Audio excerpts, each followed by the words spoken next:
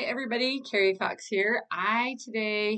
Yesterday was at the gym and went into the sauna to do my heat therapy after my workout, which I do now and again, and got into a conversation with a bunch of gentlemen in there. I was trying to do my breathing. They were asking me questions, and then I was talking about being a nutritionist, and this got into a whole conversation, and then another gentleman joined in. So part of what I wanted to talk about today is 'cause I feel like there's a big confusion diet. Everybody wants to know what is the perfect diet. First of all, perfect diet doesn't exist just as an overall. We all are very unique. Our sex, so male, female, our how we were raised, the environment we've been raised in, the gut bacteria that were handed to us, the emotional stress and traumas that we have, all of those things play in as to how our body converts and uses our nutrition. So it's hard to make a blanket statement of this is the perfect diet. But I feel like there's more controversy going on with the nose to tail diet versus plant-based diet. Um, and that to me, I feel like where a lot of people come in with a problem. Most people that you will go see are either plant, all plant, pro plant, or against and are carnivore or keto.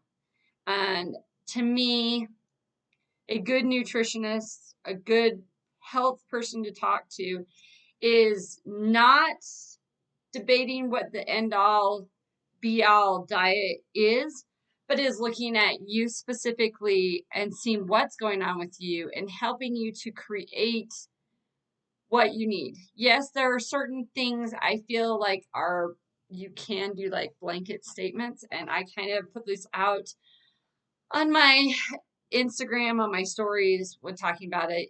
There is a phase that we've gone into that because of the modern diet, because of the way we spray and treat our land, because of the way everybody eats, for the most part, comes to a degree processed, that impacts being a vegan. So, or vegetarian versus nose to tail.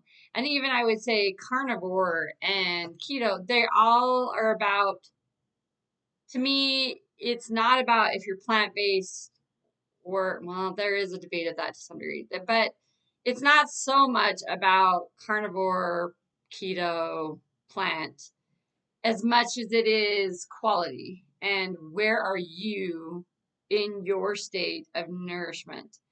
I have a lot of people who come in to see me that are autoimmune disorders, are fairly severely into a disease of whether that's like fibromyalgia, MS, diabetes, heart conditions, and all of those factors. So to me, diabetes is about an excess of glucose. And I don't know how many people come into my office and say, oh, I don't eat sugar. But then they list off a whole plethora of plants that they eat and fruit. They eat all sorts of fruit. And it's like, okay, while that is not processed sugar, it's still sugar. Your body is converting those things into glucose. Everything it's kind of converting back into glucose. And yes, the form that it's coming in, we'll debate how the body's using it. In a whole food plant, so like if you're eating an apple with the peel and everything, how your body's convert that versus just a juice or one that's been peeled or one that's in a type of food. So the fibers being there, the whole plant being there can make a big difference. But still, ultimately, you have an abundance of glucose and excess of glucose. You want to get away from the foods that are going to be quickly converting into sugar, and fruits can be that. Berries and melons are usually the ones I tell people to go towards.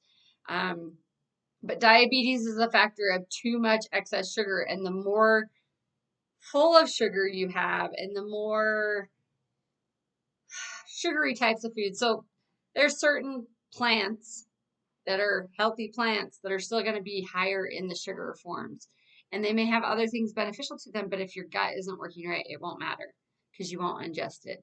So if you're eating plants and food, your body's converting that to glucose. The fibers from most plants will slow down how you absorb that, but proteins are also a factor of slowing down. They are slow digesting. They're not going to cause a glucose spike and those factors. So if you're plant-based, it's not necessarily the easiest to do if you're having issues of diabetes. Now, if you're having autoimmune issues, a lot of the plants that you're eating can trigger irritation and force the body to kick up your white blood cell count, which is part of the problem with autoimmune issues. You don't want overactive antibodies, your white blood cells going out and trying to find things because they are attacking your organs and destroying things. So we want to calm that down, not stir it up further. And plants can stir that up further rather than calming that down. If you're also very toxic, you need the organs to be functioning properly so that they can excrete, and you need good amounts of protein in your body for your body to do a cleanse. It takes a lot of energy and a lot of need, and those proteins also are amino acids, which your organs are proteins. They need those amino acids to rebuild. So that is a need for proteins in your body. And oftentimes, which came part of this conversation with this gentleman, because he was like, I met this guy and he was so ripped. And I asked him what he was doing, and he was all plant-based. And I was like, great. He seems to have understood the key aspects for himself, but there can be a lot of factors that come into play there that you have to keep and understand, especially if you're pushing yourself fitness to be working out and doing all these things. And newsflash to everyone, just because somebody has an abundance of muscle and is fairly lean, that doesn't always mean great health. There's plenty of fitness people. If you've not seen fitness people dropping dead from heart attacks and all of these things, you're not opening your eyes. And they can be all sorts of buff. But just because somebody's muscular and lean does not mean health. And that is a huge confusion that we have. You want to be able to be in great shape, but also have your organs and systems working properly. And actually, having too low of body fat can be a very much negative for your body because your hormones are getting disrupted, your heart's working hard all the time to push and carry. And there's a lot of things that have to be happening to maintain that. So that is not necessarily health. Health is a proper functioning digestive system, organ system. You're having the energy you need to function throughout the day. You're not constantly having these imbalances through the body. You're fairly balanced and things are flowing properly. So to look at somebody who's just really fit and assume that because they're doing that, yeah, you may want to be lean and muscular, but you need your health to be in good shape. So that's not a great way to look at someone and say, hey, they're healthy. And what that looks like on all of us is different. So it's very hard to look at somebody and look at that. So your organ meats, even when it comes to people who are in a carnivore diet, if you're not getting quality pasture raised organ meats and meats, you still can be just like the vegetarians who have to worry about the glyphosate and the pesticides and herbicides that are all over in the plants. So you want to make sure you're sourcing as good as quality as you can. You can't get totally, you need to eat and you need to have that nourishment, but you just want to do the best quality of things that you can, even when it comes to plant-based. Plant-based, I always say do organic as much as possible because when you get glyphosate into the body, you are creating issues that the body can't resolve easily and oftentimes brings in parasites and causes inflammation and all sorts of things because a body can't excrete that easily. It gets in easily, but does not remove easily. So high plant-based foods that are not processed properly and bought in inorganic, you're poisoning yourself to some degree. The plants themselves naturally put off toxins to protect themselves from you eating them and from being able to survive. So they want you to eat them and get an irritation and then not want to eat them again. Gut irritation, whatever the case may be. Not to mention to make it hard for you to digest them so that when you poop them out, they basically can reseed and survive. That's how plants survive. So there are toxins that they are emitting out that can cause a negative. So if you have a bunch of issues with gut health or autoimmune issues and things like that, you can create further issues by eating them. A lot of people with cancer patients, if you're not steaming, fermenting, doing whatever with your plants and you're eating them raw, oftentimes that is how cancer patients die. They get an infection from the actual raw foods, and that because their system is compromised and weakened, that can take them down very easily. So you have to be careful with that. Keto, you can cause an insulin issue with carnivore keto. To me, usually we trend towards a certain food. I go towards more of a carnivore-ish diet, but I still keep my berries and melons, and I try to make sure I'm having probiotic foods. I drink kombuchas. I eat fermented foods. I can have melons and berries. I do eat other things here and there. It's not like I am 100%,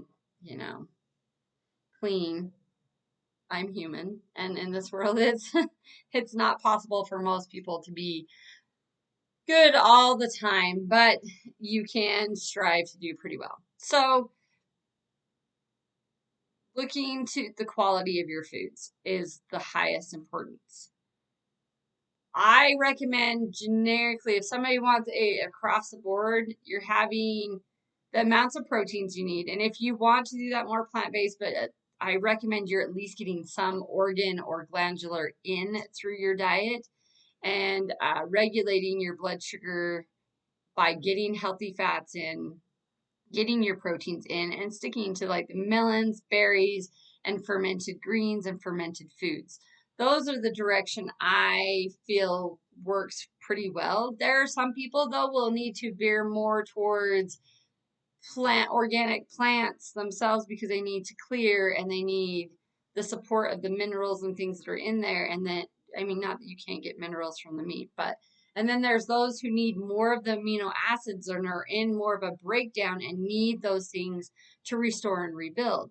I will say overall, everyone needs good, healthy fats. Healthy fats have gotten a bad rap, and everybody worries about their cholesterols. They're worried about becoming fat because they're eating fat. They're causing cardiovascular disease and all these unhealthy things. But your essential vitamins, vitamin A, vitamin D, vitamin E, vitamin K, all come in with fats.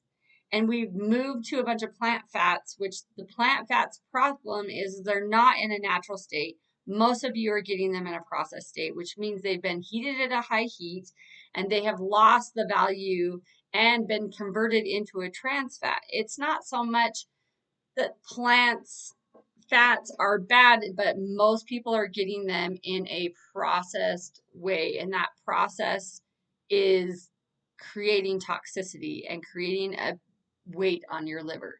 So you need to eliminate these processed fats from the plant fats. Plant fats with animal fats are great, but the omega-3s and things you can get from raw dairy and such like that are doing a lot of healing, supporting anti-inflammatory, where plant oils will have antioxidants and different things in them. If they're not processed, they can be beneficial. However, I don't know that most people know how to get them without them being processed and end up eating them, and they're causing inflammation. They're in your bagged foods. They're in anything you're getting in a package.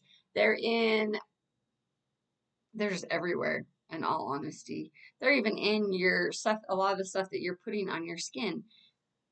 And the problem comes down to how you're processing things. You can get some of these things, but you have to understand. And most people don't want to know all these things. I do get a ton of people who come into my office and I load them with information. They're just like, oh, that was a ton of information. You don't have to memorize it. I'm not even expecting you to remember all of it. However, if I can give you something that I'm putting out and you keep a hold of that tidbit of information, and that can better your health overall and how you're eating, because you remember, oh, most plant oils are processed. So I'm going to start working on eliminating my plant oils, especially the processed ones, and finding ways that I can get them in their natural states.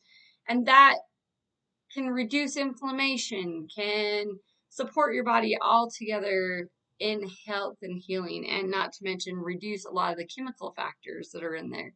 So if I'm giving an abundance of information and just one tiny bit of that sticks, I know people walk away going, wow, that was so much information. But it's not that I'm trying to get people to remember everything, but maybe there's just one thing in there that is a missing piece to your puzzle that can get you that much further in your health. So this is why I like to educate people. But I just find that there's a big war between nose to tail, plant, keto, things like that. But you've got to realize is that plant-based used to be something that you could do and it was fairly good for you because people were planting their own, growing it in soils that were clean, and cooking them, canning them, doing things with them that were making it easy for you to absorb and break down. But now, because of the amount of processed foods that we have out there, the chemicals in the soil, most things that you're getting, even plant-based, are processed to a degree. Even if it's coming from a farmer, a lot of them are waxing them and they're spraying them and they're using GMO seeds and they spray their soil to make it easier for them to plant and not have to deal with a bunch of weeds and things that can destroy the crops or bugs. And those are the reasons why plant-based diets are causing more issues often than benefits. People are not taking the time to grow things themselves or get their soil healthy or buy organic from somebody who has done that and verifying that it's not a GMO seed, because the GMO seeds have genetically modified organisms, are basically where they've taken a bacteria and the seed and they've combined them together. They're beneficial because the bugs don't want to eat them. They can't break them down. But if bugs can't eat the food, you're going to struggle with that food as well. So there, since the 1940s, they have been spraying the soil with Roundup, glyphosate, and that is causing massive issues in how good our plant-based foods are and how this process goes. So things that were taught back in Dr. Christopher's days, things that were taught back in the early 1900s, a lot of where that time frame was where health and nutrition shifted, because since then till now going on 100 years of people using these chemicals on the ground, and they are negatively impacting our health. Our guts are being broken down, the gut wall, we're having leaky gut issues, we're having plants that we just cannot digest. You may see, oh, if I go eat these greens, they're full of minerals and they're full of all these beneficial things. Well, if those greens were grown in toxic soil, they've been sprayed with pesticides and all this, all you're doing is introducing toxicity into the body. And anymore, trusting things to have the organic and have it verified and know that it's been grown properly is even difficult. So you've got to find trusted sources. You've got to find people that understand how to process it. A lot of people do high heat to kill off everything. Well, guess what? When they do high heat with your meats, with your plants, any of it, they're killing off the benefits. And with the fats, they're creating them into a trans fat in most cases. So we need to get back to the raw. We need to get back to taking care of our soils and doing things properly. Your diets are shifting, and what's beneficial for you is shifting because of the processes we put into place for the last almost 100 years. That's just create an abundance of toxicity. It's just grown and grown and grown. And now we're all showing it in our health. People are having issues with their nerves, the myelin sheath that protects the nerves being broken down, a lot of pain factors coming in, a lot of toxicity factors, heavy metals, all sorts of things. So we have to just understand and get the appropriate things and educate ourselves. Even without the issues of the toxicity, plant-based foods, you can't get the B vitamins that you need from there. And most of the supplements that people are getting because they don't want to do animal-based are still not having what you need in them to get you the B vitamins. The fats, the essential fats that you need, you're not getting them and converting them properly because your liver is overwhelmed and cannot convert them properly. Flax, everybody wants to get their omega 3s from flax. You convert like 5% of flax into omega 3. That means you're eating a whole lot of flax just to get an itty bit of omega 3s. And that's if your liver is functioning properly. Most people's livers are clogged with sugar, clogged with trans fats, and clogged with toxicity. So it cannot do the job of regulating our hormones, breaking down our fats, and flushing the body of toxins. So most things that you're getting, and even supplement wise, I had a discussion about supplements. Everybody comes to me and is like, "Oh, found this such great supplement, and it's a whole food." And I look at it, and the whole panel is just a bunch of chemical names.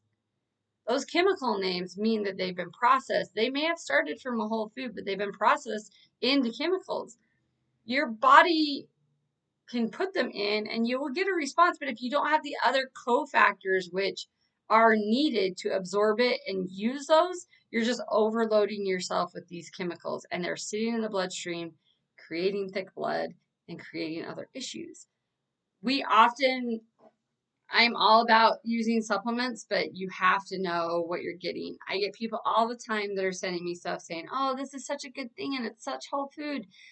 And I read it and I'm thinking, "No, this isn't." Or, "Oh, this has got a bunch of other chemicals in there that are going to negatively impact the body."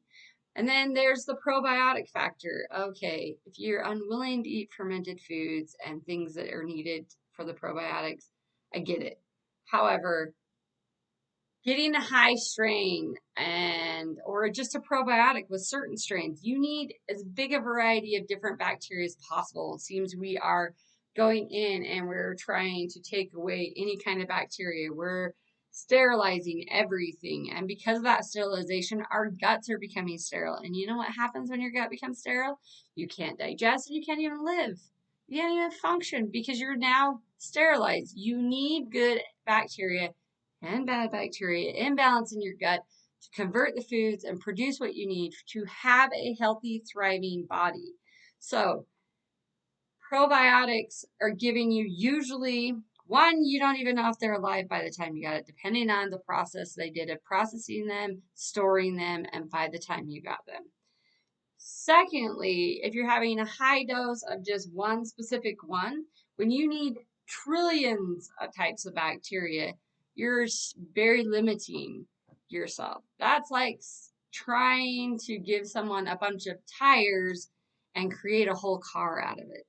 It's not going to happen.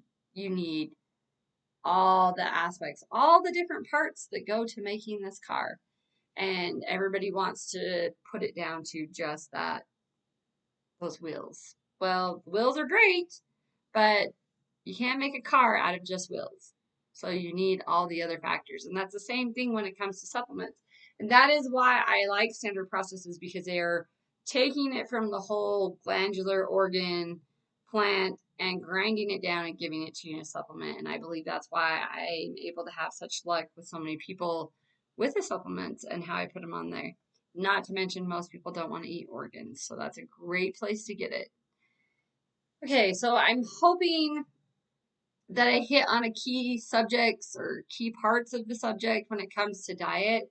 You just need to do your work. You need to work with somebody who's looking at all the different aspects, not just looking at, I don't believe that plant-based is good for anyone. I don't believe carnivore is good for anyone. I don't believe keto.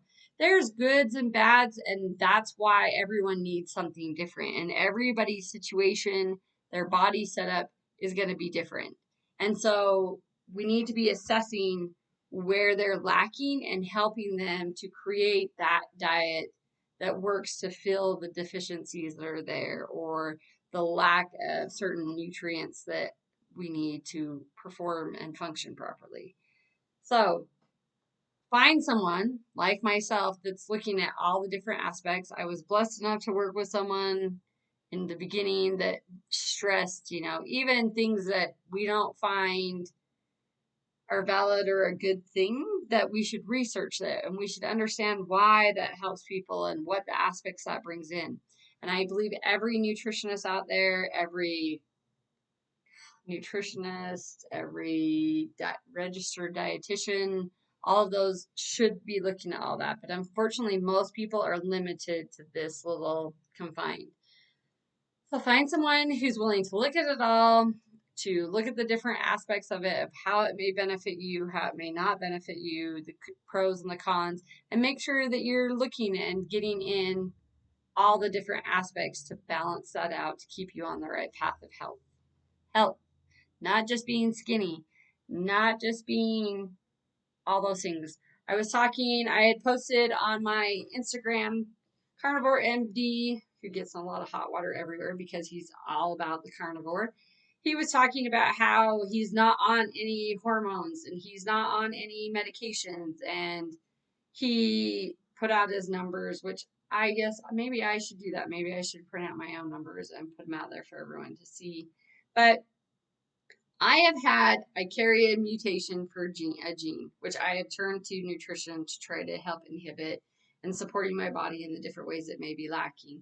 I haven't been diagnosed with an enlarged heart and a leaky valve, but I'm not on any heart medications. I work out, I take my B vitamins, I support my heart.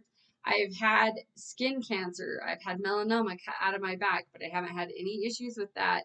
There's a lot of nutritional aspects that come in that we're lacking, and people just run to do medication.